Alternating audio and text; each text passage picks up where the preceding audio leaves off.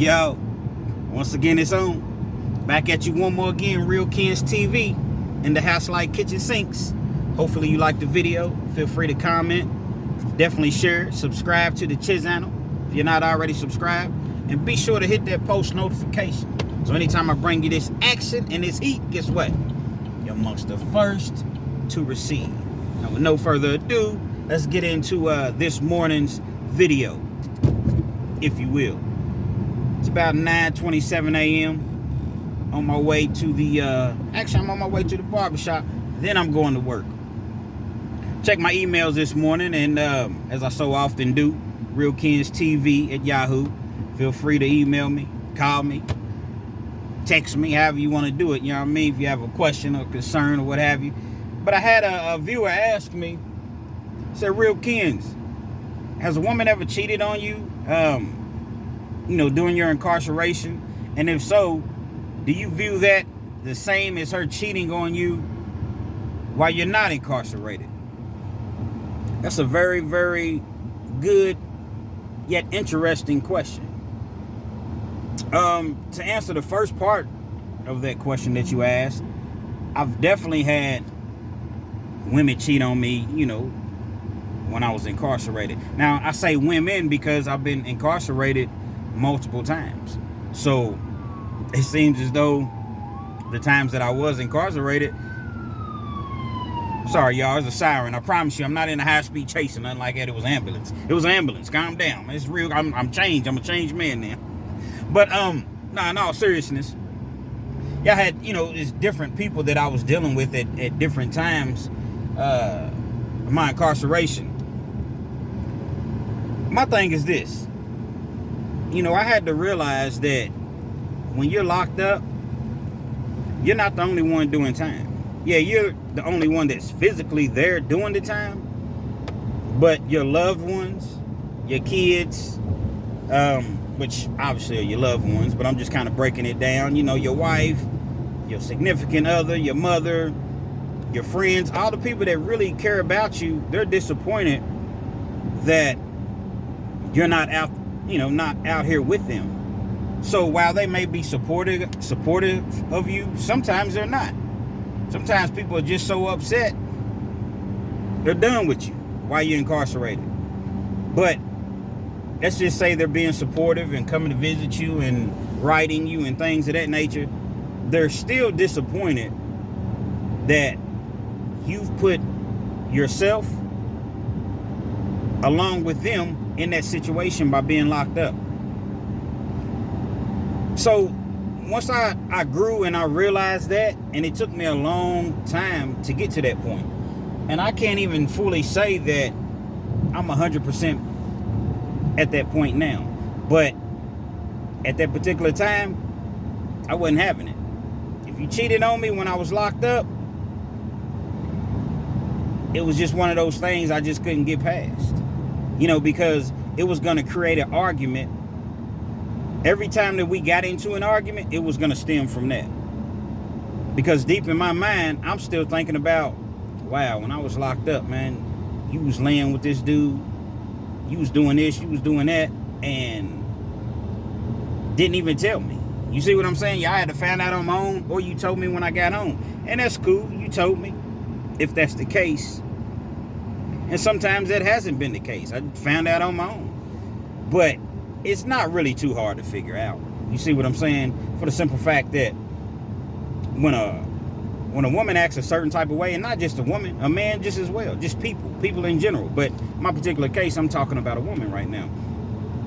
Women act a certain type of way, and then all of a sudden they just change. Just all of a sudden that caring, that passionate person that really, really, seems as though they genuinely love you and care.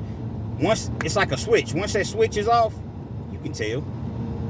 You can tell. I had a situation years ago to where I was at a facility, and me being Kens back then, I had a cell phone. So when I had a cell phone, the young lady that I was with at the time, we used to talk every night. I'm talking about 3, 4, 5 hours a night. 3, 4 o'clock in the morning. So We did that for I'd say about a year. And some things happened. I ended up getting in trouble where I was at, and I got transferred to another facility. Well, when I got transferred, obviously, I didn't take my phone with me. Because you get caught with a phone, at certain facilities, most facilities, that's an outside case. That's new time. You're not just going to the hole. Yeah, you're going to the hole, but you're going to be going to court from the hole if you get caught with this phone. You see what I'm saying? So, I ended up leaving my phone or whatever, and when I got to the new facility, things just immediately were different. Because now I'm having to call her from the jail phone. So I'm calling her from the jail phone. She's not answering my calls. I'm calling first thing in the morning before she goes to work. She's not answering. I'm calling on a lunch break. She's not answering. I'm calling when I know she's off. She's not answering. I'm calling 2-3 hours after she's off. She's not answering. You got to understand that jail phones, they turn off at 11 o'clock in most places. Some places 10 o'clock. But most situations, the jail phones turn off at 11 o'clock. Maybe on the weekends they may stay on, a little bit later. But for the most part, 11 o'clock is the cutoff time. And so she knew, obviously, that I couldn't call after 11 o'clock. So I felt like, why not answer the phone, during the times that you know that I'm going to call you. And then if you're going to go do your dirt after the phones turn off. I'm not condoning that, but it was just my train of thought at the particular moment. And I would call, and I would call. And when I did reach her, she would act as though everything's all good. She would act as though, I've just been busy. When you called this time, I was doing this. And then when you called back, I was doing that. So my thing was, if you've seen me calling you for several days, like several days, I'm not talking about just I called you 1 or 2 times and you missed a call, or one day I wasn't able to reach you. I'm talking about several days. And you clearly not answering my calls. You're not that busy. Outside of anything being wrong with you, health-wise or, something like that, you're not that busy. I'm not missing you every single time that I call. So you can tell me whatever you want to tell me, but that don't mean that I necessarily have to believe what you tell me. You know what I mean? Don't piss down my leg and say that it's rain. Excuse my French. But that's what it is. And so once I got out, we ended up getting back together, what have you, before I got out. Because lo and behold, I ended up getting transferred back to that facility. Got in trouble again, so then they sent me away again, and then I didn't have a phone. But the good part about it is, once they sent me away again, I only had maybe 2 months left, and then I got out. So she came and picked me up. Everything was cool when I first came home. As it so often is, you happy to be home. You burying all, it doesn't even matter what happened. Once you come home, it's just like, man, I'm so happy to be home. Man, I'm burying the hatchet. I don't, nobody's perfect or whatever. But that wears off. In time, if you're not fully over it, that wears off. So then you get to thinking about, all the times you called her. Then you get to thinking about all the times she was supposed to come and visit you and she didn't come. She didn't show up. She didn't, notify you, write you, tell you anything. And then it's just like, you know what? All these women out here, and I'm sitting around with a person that didn't even have my interest, didn't even have my back in my worst situation. Because outside being in the hospital, man, being in jail is the closest thing to death. And sometimes you in the hospital, you're not even near death. You're just in there for, testing or, certain reasons that they have you in it. But being incarcerated is terrible, man. It's awful, and you need that support. You need that love. You need that person telling you, baby, it's going to be okay. I'm here for you. You see what I'm saying? I'm not going nowhere. But when you have somebody that's just out here blatantly just messing with somebody else while you're incarcerated, it's kind of mixed emotions, because I know that women get lonely. People get lonely. They're seeing their friends go on dates, Valentine's Day, vacations, just whatever. And they're sitting out here waiting on the dude that's incarcerated. So I get it to a certain extent. I just think that she should just leave the situation. It's going to hurt the dude, but just leave. Because 9 times out of 10, he knows anyway.